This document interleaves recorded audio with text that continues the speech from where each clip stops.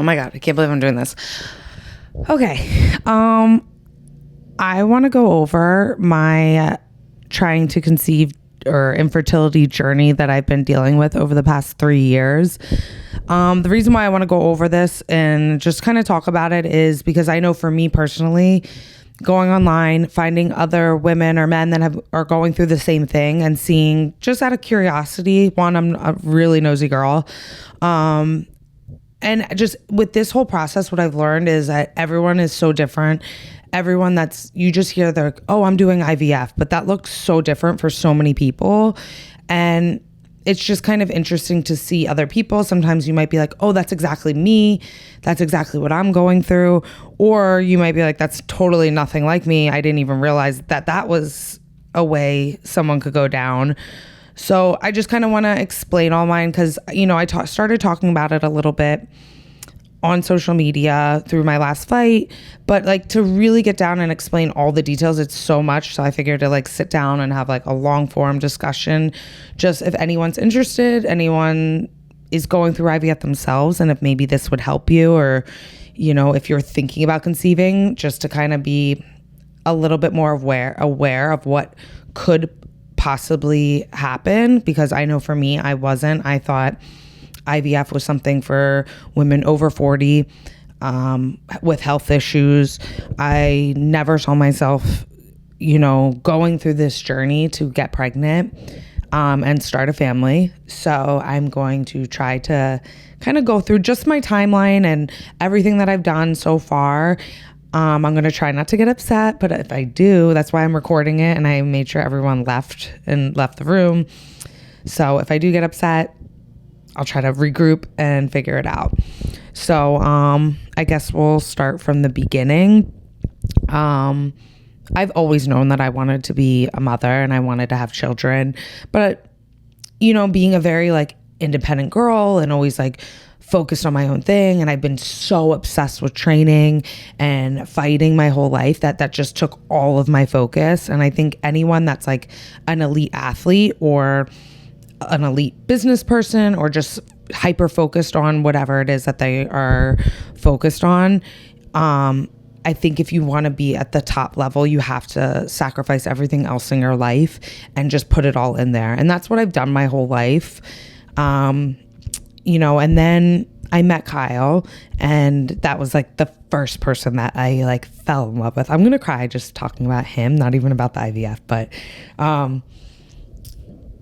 it was the first person. I've had boyfriends before, I've dated people, but with him, I was oh my God, I really like him. And I've never needed anyone my whole life. I could do everything by myself. I just thought a partner would just be a bonus. But once I found him, I was oh no, I can't do life without him.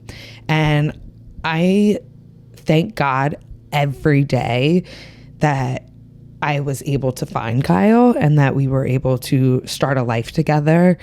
I just didn't know. Okay, we're getting into it really early, but I just didn't know that this feeling was possible. And I think with our relationship, everything just comes so naturally that I almost take it for granted, only because it just comes so easy that I'm always oh, this is just how it is. This is how it is when you're in love. This is how it is when you marry someone that you love. And then when I hear other people talk about their marriages or their relationships and stuff, and I think about it, I'm oh, they probably think that I'm hiding and we have fights, but we literally don't.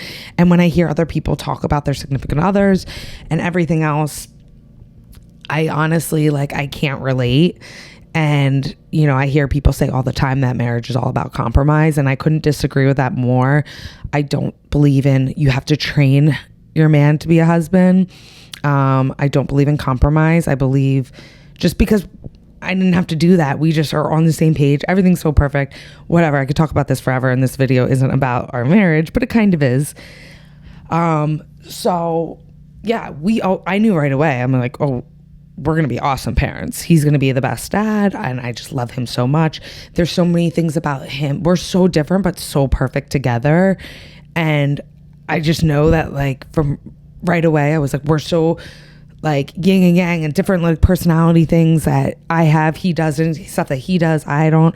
And just from sports aspect, he's super strong and explosive, and I'm very flexible and coordinated. So I just think genetically, like, perfect babies. But yeah, I just always knew that, like, oh my God, it'd be so fun to create like a little child between us. Obviously, I am at the height of my career. We get married in 2019. You know, within that same year, I'm ranked number 1 in the world. I'm fighting for a title. I lose the title, but, you know, at this time, I think I'm like 33 ish. And, you know, the thoughts of like having a kid's in my head, because now I lost the title shot and I'm like, I'm still right there. I could have like another run, but also I remember asking my gynecologist, like, oh, do you think I should get checked just to make sure there's no like red flags, everything's good? She's like, no, you look healthy, you're fine. How old are you? I think, like I said, I was 32, 33. And she's like, girl, you have time. And I was like, yeah, I do. Like, whatever. I could fight for another 2-3 years and still be like in the clear, whatever, for, you know, having babies. And because I had no health issues, nothing else like alarming at the time. So, you know, I continue to fight. I'm like, you know, I'm just going to maximize this time, fight as much as I can, make as much money as I can. And then when the time's right, we'll start trying. So now 3 years ago, 2021, I remember I was like, I had a fight. I fought Vivian Arujah, and I was like, okay, after this fight, I had an IUD for birth control. I was like, I'm going to take this out. So I fight. I already before the fight, I had made my doctor's appointment. So then that way, 7 days after my fight, I could get my IUD removed. And, you know, not having any clue, I was like, I'm getting pregnant like the first time that we have sex. Like, I just know it's happening. I remember barely even like knowing about ovulation, which, okay, I'm in my 30s trying to have a kid, and I'm like, I don't even know. I didn't know till then. I was like, oh, you can only get pregnant like once or twice 2 days out of the month. Like, I didn't even know about that, which might not be good on my part, but whatever. So I was just so happy and hopeful. And I remember I remember ovulating, checking it just on my app, being like, that's it, I'm pregnant. And I remember like making little jokes. I was like, oh my God, I'm pregnant, like waiting for my period. I bought a pregnancy test, and I was like, there was no doubt in my mind that it wasn't going to be positive.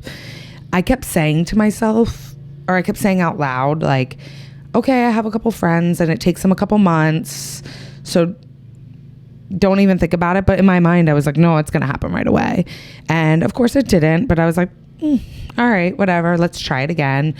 And for the next 3 or 4 months, we kept trying naturally with no success. And I was like, okay, I don't like this.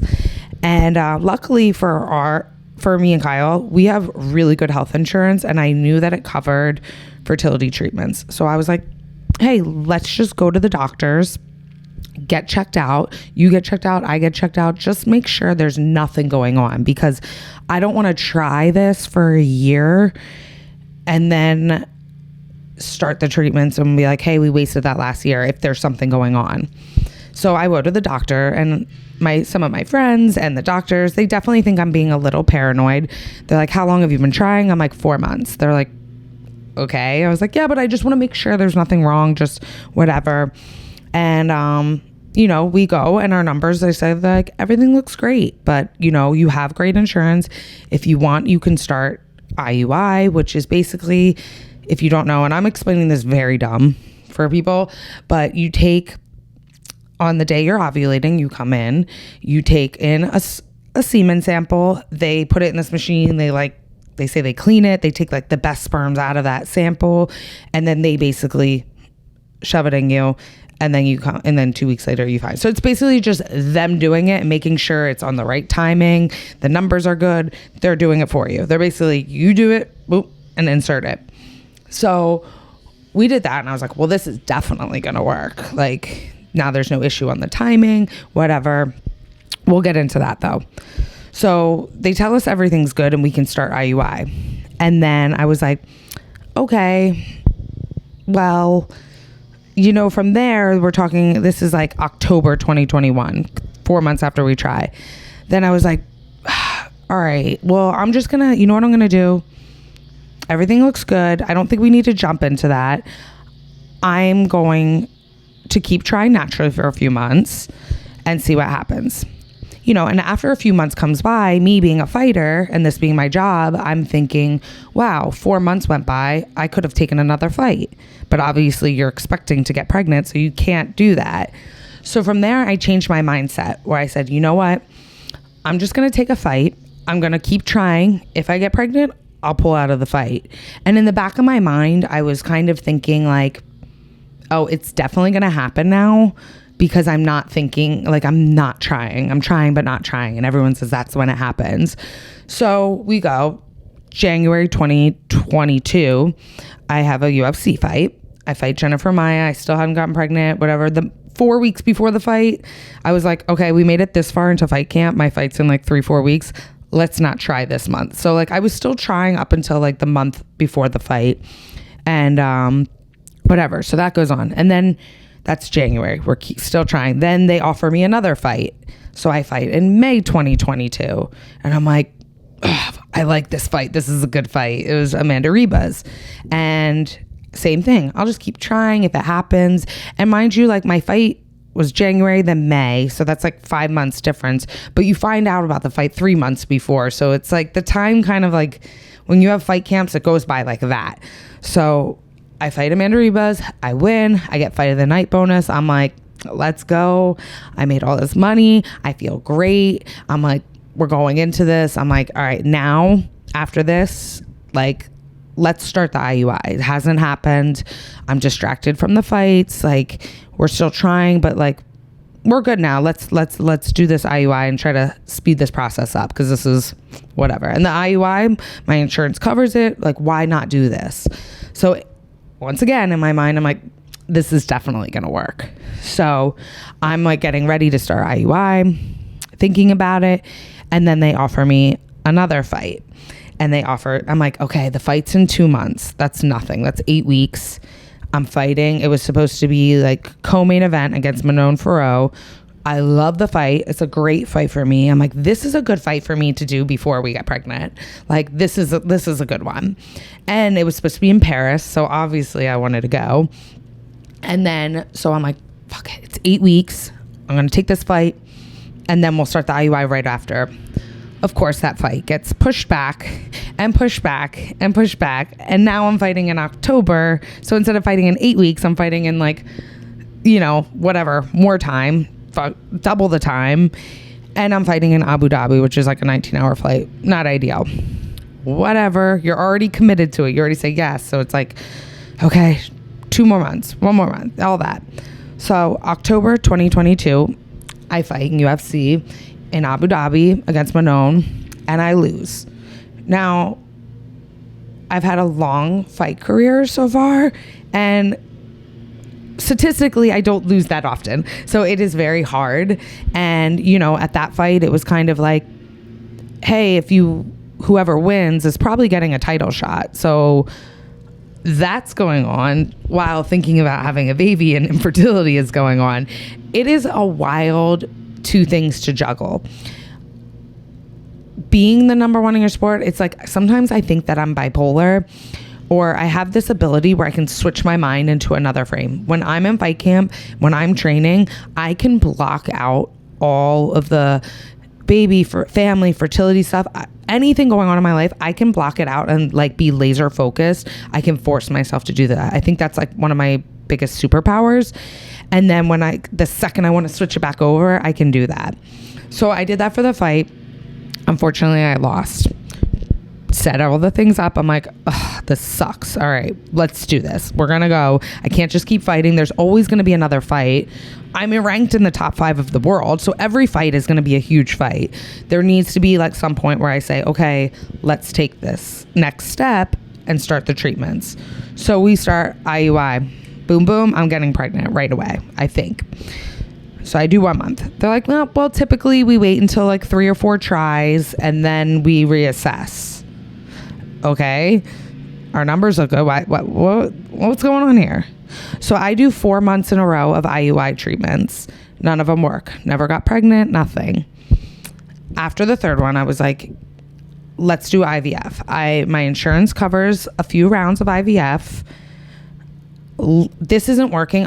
My whole thing is I just don't want to waste time, because I'm at the point where I could have a baby and I could take another fight and have a few fights after.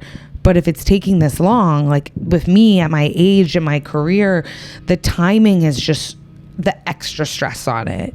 But also I'm lucky that I have the time and like the flexibility to be able to go to all these appointments. I don't know how people that have 9 to 5s and work in an office, how you take off work, if you're a teacher, like I just can't even wrap my mind, because you're having to go to the doctors for blood work and monitoring like 6:30 in the morning, a couple days a week, and then do the appointments. And it's all just like, hey, on Monday, you come in, and based on your blood work, we're going to let you know what day you're coming in. Okay, you have to come in 2 days to get this done.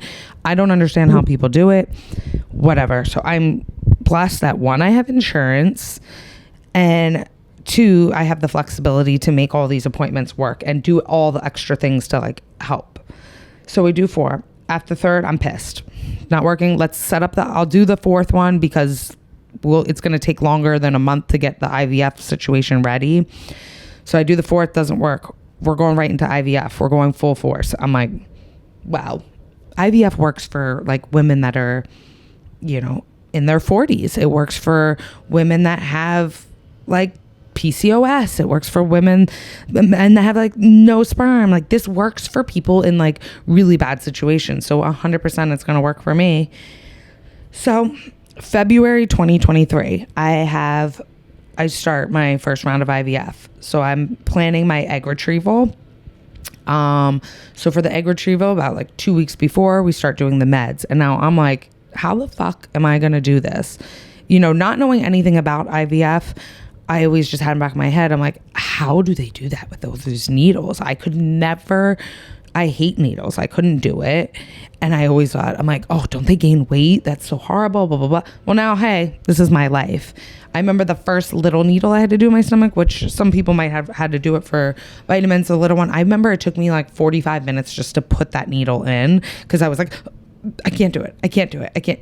First of all, now I'm like, that's so stupid. It's like the easiest thing. But then you have to do the big progesterone oil needles, which are like this big, and you have to do in your butt. Those are no joke. I think I have permanent knots in both my butt cheeks from the oil. It's no joke. So anyway, I do my first egg retrieval. Everything's looking good. And I'm like, oh, I have to go 2 weeks without training or working out. And this is like the point in my life where I realize I work out for not just for my job, physical benefits, but a lot for mental health. I didn't know that until you can't do it. And then you realize, oh, I need to do this. Can't do any of that. I'm like, I could walk. So I'm like walking like 2 hours a day. Okay. I do my egg retrieval. Right before, I'm like, yo, I'm bloated. This is intense, Do the egg retrieval surgery. Everything's great. I come out. They said, wow, you got 42 eggs. Now that is a very, very, very high number. So I am like cocky egg queen. I'm so excited. I'm like, oh my God. A lot of people do an egg retrieval. They might not get one single egg. Now, if you don't know anything about the process, if you have 10 eggs, you are not going to get 10 embryos that are able to transfer and try to have a baby. They watch them fertilize, and they have to grow. Each stage throughout the process of making an embryo, the number goes down significantly. So me having 42, I'm like, I'm good no matter what. We got a lot. But a lot of people go into the surgery and don't even know if they're going to get an egg. And then they have to do it again. So like, it's like 2 weeks of all this prep and all these hormone injections. Like I'm talking like 4 in the morning, 3 at night, along with estrogen pills. Like it's a lot. And to not even know if you're going to get like one is so insane. And on top of all this, I love when people say, don't stress. That's always fun. So here, I get that. Then after, they can do a fresh transfer where they can do a couple days later, they can transfer one of your embryos, or if you want, but they will not be genetically tested. So once you get your eggs, they watch them form, they put the little sperm in, whichever ones grow into embryos and are able to be used to transfer, you can send them away to get genetically tested, which that part our insurance didn't cover, and we had to pay for that. So I think for that, they were like, oh, it's about $4,000. And then when we did it, they're like, I forget what they said. It ended up being like $7,000. I was like, I thought it was $4,000.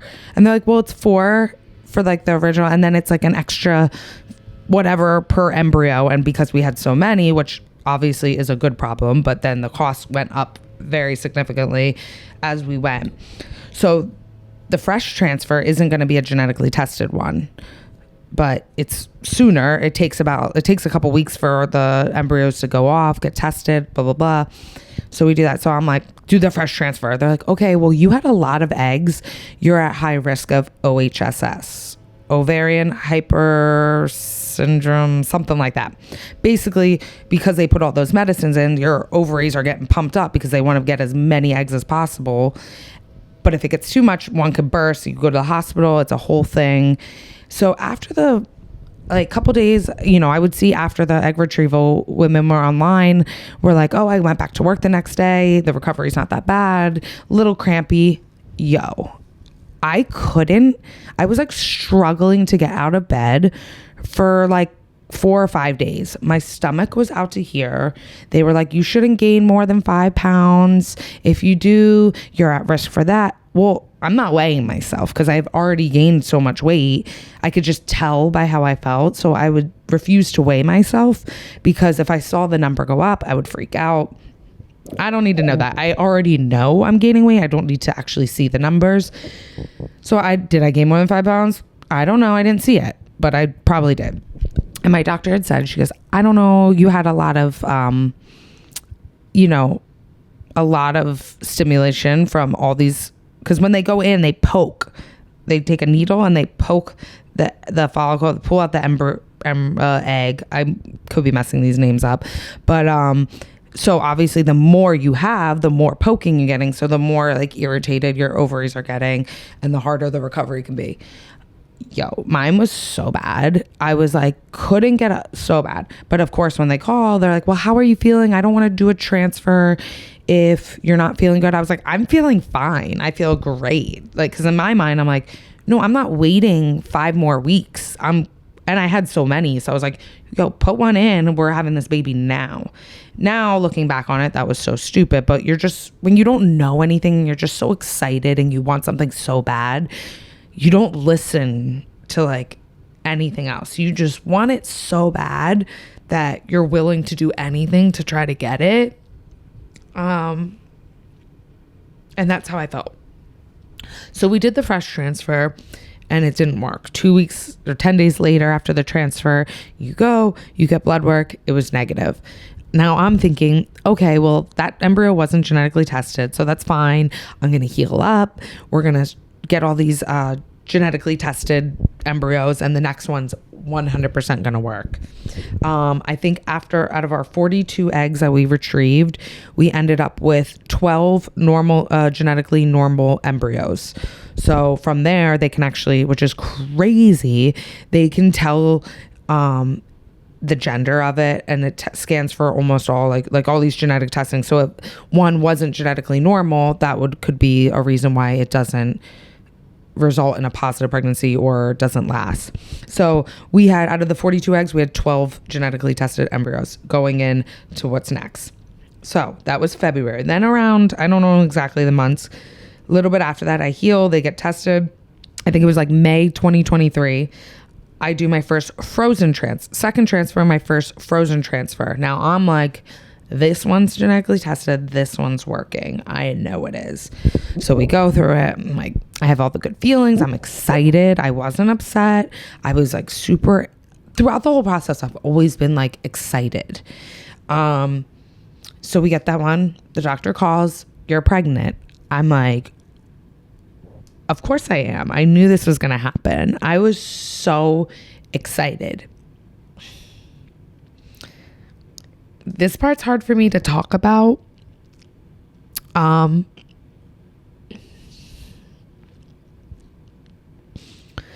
remember like Kyle coming home.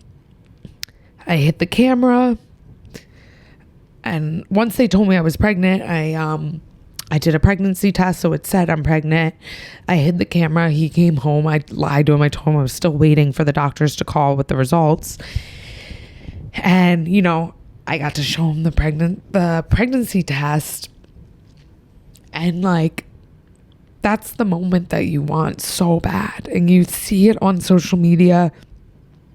You see like the joy. And like that moment was 100% the best moment of my life. Like the happiest, the day we got engaged was a close second. But this was like magic. And it sucks because you'll never get that back again.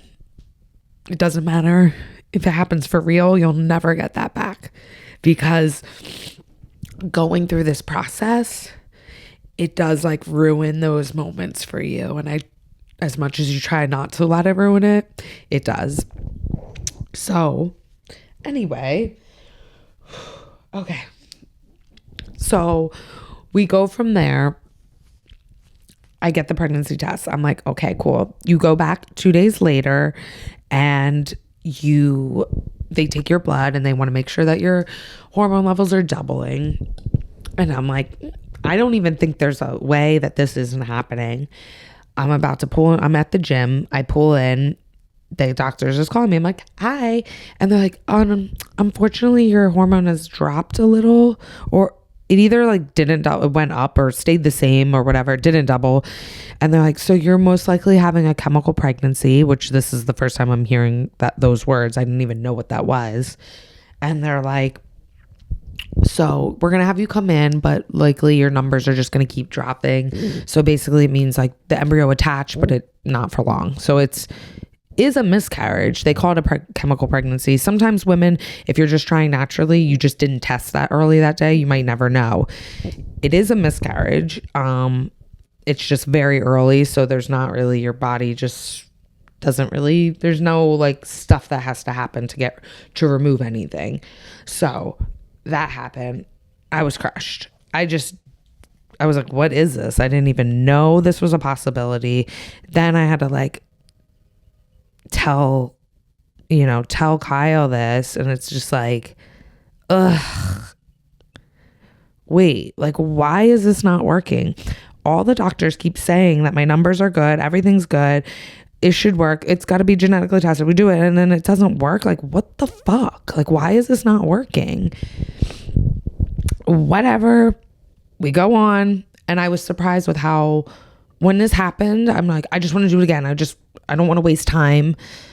I hate sitting around not doing anything. And they're like, actually, I was surprised with how quick you could do the next transfer. So this is last July 2023. We do our third transfer, second frozen embryo transfer. Get the call, you're pregnant. I'm like, oh my God. Not as excited about the first one, but I'm still amped because I'm like, second time, like that was a fluke. Like the first one I shouldn't have done, wasn't tested. I had a bad recovery. Second one was a fluke. Like this one's happening. And I still like did a little video with Kyle. It wasn't as magical, but it was still, we were so happy, Then the next 2 days, your numbers doubled and your numbers look good. I'm like, made it through the clear. We're good. You wait about a week. You go for your first ultrasounds. You do them earlier if you're at the fertility centers, which is nice. We go. They're like, okay, we see the sac, but we see the little pole, but that's it. It's measuring a little small, but it's still early. We'll see. You come back in another week, and I go back, and like at this point, my acupuncturist, the fertility clinic's like, yeah, everything looks good. My acupuncturist woman is so nice, and so I love that she's so honest. She's like, did you hear the heartbeat? The next one you should hear the heartbeat. And when I went the next appointment, we didn't hear the heartbeat, and they were like, it's okay, it's still early, come back next week. And like right away, Kyle's like, something's wrong. And I was like, how do you know? I'm at all the appointments. You don't know. I'm like researching everything. It's still early. It's fine. And I think that now looking back on it, like it was like he just knew. And sometimes you can't explain things, but you just know. So we go back later. At this point, I'm like 6.5, 7 weeks. And they're like, yeah, I could just tell. Kyle's there with me. They're doing the appointment. I'm like, they're like, the silence for a certain amount of time, you just know. And they're like, unfortunately, like it's just stopped growing. Basically you're having a miscarriage. Okay, cool. Awesome. And like at this point we didn't tell a lot of people by any means, but we definitely told some family members. And at this point I was like, getting excited and told people. And then it's like, it's so embarrassing. Like I have to tell that I don't want to talk about it. I want to pretend like it's not happening, but I'm going to have to tell these people, and then they're going to feel uncomfortable with how to respond to me. Yeah, so that was awful. And then to do that, like not to be like too TMI, but the process of having to do that at home, taking pills, putting them inside of you, and they're like, in a couple hours, everything will just come. Like I said, I don't want to be TMI, but finding out that you're having a miscarriage is super upsetting and traumatic. Then a couple days later, when you start to kind of come back up, and then having to do that process is the only way I can describe it is traumatic. It's so awful. Thank God I had one of my best friends had gone through something similar years ago, and she was texting me throughout the whole process, and like I don't know what I would do without her. That part sucks. That's all I'm gonna say. Whatever. So at this point, because I was so far along, you can't just go right into another transfer. They're like, you have to wait about 2 months till all your hormone levels go down. I didn't realize how long it would take for them to drop. Like a couple weeks after, I was like still technically testing positive on a pregnancy test. That part I was like really shocked about. So they go, okay, we're in September 2023. They're like, you got to take 2 months off pretty much until your levels go down, and then we can try again. My mind, psycho, I'm like, well, if I have to take 2 months off, I might as well fight. They told me I had to take 2 months off. So I'm like, I'm going to take a fight. Maybe, people always talk about taking a break mentally, physically. It's a good thing to do. I was always like, no, if we're in it, I'm going full force until this happens. Like there's no other option. If I'm in on something, I'm all in. So because I had to take 2 months off, I was like, I'm going to see, this is September. I'm like, I'm going to see if I can get a fight November, December, a little bit. So then it's just a little bit more time off, and I can take a fight, get my mind off it, make some money, take the fight, boom, go right in. So then they offer me, first of all, then to get back into shape, I did ADCC, which is like a big ADCC trials, which is a big jiu-jitsu tournament. And I did that about 3 weeks after my miscarriage, which I was technically still testing positive for pregnancy tests, but I was just like, fuck it, I'm doing it, which I think is kind of crazy, but whatever. I did it. I just needed something to distract me and get me back into it. And I thought it would be like a first step into like getting back to taking a fight. So now I'm like, I call my manager. Literally, I leave from the clinic, them telling me I'm going to have a miscarriage. I text my manager. I'm like, hey, can you meet? He was in the city. We met. And I was like, I want to take a fight. I want to take it in like December, November, December. Meanwhile, I still had to wait to pass everything, but I still am like asking for a fight before that even happens. Just because I know with time and everything, it takes a while to get all the contracts and an opponent and blah, blah, blah. So they go right away. They're like, okay, main event in December. I'm like, fuck yes, let's go. We're going to do that. Start fresh in January. Well, they give me an opponent. They give me Macy Barber. I'm like, great, love it. Let's go. Then, okay, they're going to push it back to January. I'm like, ugh. Okay, I wanted to take a little break. I didn't want to take too long of a break. Fine. It's a couple weeks later. Let's do it. Now it got pushed back to February. Well, now I'm like, I'm already in it. I can't say no. Like, fine. Like, let's go. Then it gets pushed back to March. So I'm like definitely pissed because this isn't like how I planned it. Of course, nothing ever is in fertility treatments, but it's not how I planned it. And but I'm going with it. I'm like, this is fine, whatever, we'll do it. It's only a few more weeks. That's great. I fight in March, and it ended up being better because I knew that I had gained weight from doing the treatments, just because, even if you don't weigh yourself, the summer of like going through the IVF, like at first I feel like I didn't notice the weight gain that much. With me and my job and cutting weight and all that, my weight fluctuates between 25 pounds like a couple times a year. So like sometimes I'm heavier, sometimes I'm lower. That's fine. In the beginning, I was like a little bit more on my heavier side. And then I was like, damn, like my boobs are big. I'm big, whatever. Then like the summer going through IVF was like the first summer where I was like, oh, I can't fit into my bigger jeans. I have to buy jeans 2 sizes more. I had to buy 1-piece bathing suits, which are like fine if you like them. They look cute on most girls. On me, they don't. They're so embarrassing. And I'm like a beach person. If you can't tell, I'm burnt right now. We live on the water. We have a family beach house. We have a boat. We go, like, that's my life, is the beach. And now I'm uncomfortable at the beach. It sounds so superficial, but the weight gain was like one of the hardest things. Obviously, the disappointment is the hardest, but like right behind it, which isn't that far behind it, is the weight gain and being uncomfortable, because it's like you're going through something so hard, and then on top of it, I'm a girl. You care about these things. I have a tiny bit of like a social media following where people follow me and they're like, oh, you're not fighting? Oh, is she pregnant? She looks fat. She looks big. Whoa, are you moving up a weight class? And it's like, all those comments usually don't bother me, but when you're pumped up with hormone injections and disappointment, it fucking sucks. It sucks so bad, but whatever. So I needed this more time to get back in shape, because I realized how much of a toll all this treatment, 3 rounds or 3 IVF transfer, 4 IUIs. I realized, oh, this is kind of fucking my body up a little more than I thought. It's going to take more than like a month, which is 4 weeks, to get back into shape. So having that extra time actually was an advantage. And when I got to the point in March for my fight, I felt amazing. Like there was no doubt in my mind. The fight I lost sucks. First time ever having 2 losses in a row. It just feels like it's like disappointment after disappointment. Like I lose. Four IUIs are failed, 3 transfers are failed, and then I lose again. It's like, can I just get a win, like in something? But like, I do have a win at something. Like as much as it sucks, I love my life. I'm so happy. I love my husband. I love the life that we've created. So like, as disappointing as that is, like I'm still so happy and I love my life. So it's like, this is just a cherry on top, but if I'm in it, I'm going to go full force.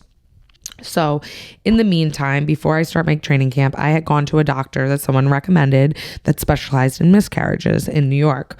And I go and I love this guy right away. He tests for a couple other things that my fertility clinic never brought up, never tested. And he tested for 2 things that can cause early loss or miscarriages. And one of them is for a bacteria that they test both the male and the female for. And they said sometimes people have it, they don't even know. Sometimes both people have it, and it can cause, the side effects of it is early loss. I think that's urea plasma is the bacteria. Well, turns out I had it. And the way you get rid of it is antibiotics. Perfect. Good. I'm like, this is why this didn't work. And then also I had elevated killer cells. And that's also the side effect of that is early loss or miscarriage. So for me, I have answers. I have 2 things that are causing this, and there's ways to fix it. I got rid of the bacteria. For the killer cells, you go in and you get an IV of medicines that helps alleviate it 2 weeks before the transfer. So I'm like, the next one's going to work. Like, should I not even take this break? Let's just do it right now. I have answers. It's going to work. This is why it didn't work. It's going to work if I fix these things now. But I already committed to the fight. We do it. And I'm like, okay, I'm excited to go back to the next transfer, because I'm like, we have a genetically tested embryos. I'm like, we got these answers. We're fixing these problems that came up. Next one's going to work. So I fight in March, and then April, I go back to IVF, and I was surprised with how quickly we could pick up on it and go into it. So we do another frozen transfer, and I had fixed all the other things. Came back, first test. They said, it's positive, but your numbers are very low. You're most likely having another chemical pregnancy, but we'll come back in 2 days and we'll retest you to see where your numbers are. I mean, mine was like 8. Like, if you know anything, that's like nothing. When I would take any like pregnancy, when I would take like the digital test, it was coming up not pregnant because it was so low. So I knew it wasn't whatever. I go in the next 2 days, it had dropped, not happening. So cool. I'm like numb at this point. I'm like, whatever, not working. You know, I kind of have it in my head, like how many tries I want to do. I'll do that. And it's pretty much till like my insurance runs out. But I'm like, okay, what now? Well, now that's where we are kind of currently. I decided to switch doctors. In the meantime, after this, I had different consultations with different clinics. I just figured let's change it up. Let's do something different, because I kind of felt like my clinic was just doing the same protocol over and over again. And I felt like because I had so many embryos frozen, they were kind of just like, we'll just keep trying. We'll keep trying. It's not a big deal. Which I'm so lucky to have all those, because usually every round people will have to do a whole egg retrieval just to get the surgery of the egg retrieval. And then the transfer is like one round. So I did one egg retrieval, and I'm just doing the transfers, it's a lot less work. It's still a lot of work, but nothing compared to what some other women have to do. So I don't know if they were just kind of like, she's got so many, let's just go, or if I'm being sensitive. But regardless, I'm like, let's switch it up. Let's do something different. I meet up with a couple other doctors, and I really liked them. And then I found a new doctor. I decided to switch. And right now we're at the thing. He was straight up like, if you had 3 genetically tested embryos, he's like, it should have worked. There's something going on. There's no reason why this shouldn't work by now. 1, okay, maybe, but he's like 3. Out of the 3 genetically tested embryos I got pregnant every time. They're just not sticking. So something is going on in me. So, you know, they had done my last one, like a protocol for if you have inflammation, to test if you have like inflammation or endometriosis. They do a Receptiva test, which is like, you do all the meds like you're normally going to do a transfer. The day of the transfer, they do a biopsy of your uterus, and then they test it. And basically that can kind of tell you if you have endometriosis. In my mind, I'm like, why didn't you test me for this before? Why'd you wait this long? But I don't have any of the symptoms of endometriosis. But there is a small group of people that have silent endometriosis. So that could be me, maybe. If they take this biopsy, which I'm in the process, I just started meds now. We were hoping for a natural cycle, but I haven't ovulated. A natural cycle where you don't have to do the meds. But I went in and I wasn't ovulating. I don't know if my period's fucked up from the transfer, from my last fight, doing my weight cut. I think it's a mixture of both of them back to back, maybe. So I have to start the meds, and then for a couple weeks, and then we're going to do a biopsy, and they're going to test that, hopefully get some answers. If there is inflammation there and there's like signs of endometriosis, then I will do a certain type of medication for 2 to 3 months, and then we'll go back to trying again. So that's where I'm at right now. It's such a long process. I've skipped out like 100 different tests and stuff and all this. I do acupuncture. I eat clean. Like, it's life consuming. It's what goes on in my brain most of the time. So I thank God every day that I am so strong, because like I get upset and I can handle this, but I'm like freakishly mentally strong, and it's still really hard for me. So I don't know how other people do it. that's where I'm at in my IVF fertility journey right now. I just kind of wanted to give a timeline out there. Like I said, there's so much other things I could go into. I don't know if anyone's interested in it. If you are, you can ask me questions. Maybe I'll do another video on different things, different lifestyle changes I've made to try to help, different as far as foods, cleaning products, all these different things that I've done in my life and have changed over the last 3 years to try to just get that little bit of an edge to try to help make this work. You know, I could go into more details about that, but we need a lot more time for all of that stuff. So if anyone's interested in hearing about that, just let me know. And also too, if anyone like is going through this and just, even if I don't know you and you just need someone to talk to, like just DM me. I could literally talk to, like, I get it. I've been doing it for 3 years. And like, even if it's just someone to just bitch about it for me, like sometimes I just want to like, I'm not looking for advice from anyone. Sometimes you just want to just bitch about it, but it sucks. It's so hard, but like trying to stay positive, try to find answers.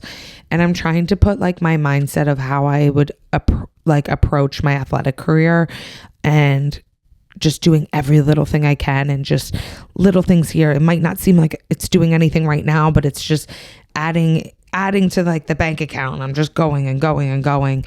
And that's the only thing you can do. Cause you know, if this doesn't work out, I'm okay with that, but I'm not okay with not exhausting myself with trying before I stop. So that's kind of where I'm at now.